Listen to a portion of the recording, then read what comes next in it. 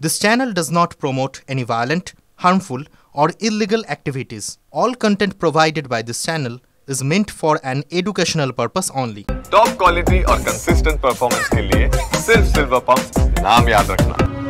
কয়েকদিন আগেই মারা গিয়েছেন অভিনেত্রী শেফালি জারিওয়াল।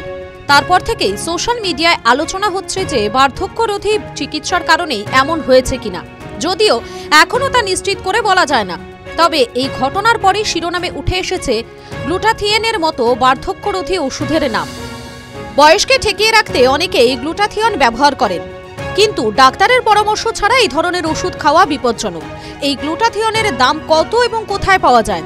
যে কোনো ই-কমার্স স্টোর ও মেডিকেল স্টোরে সহজেই পাওয়া যায় গ্লুটাথিয়ন।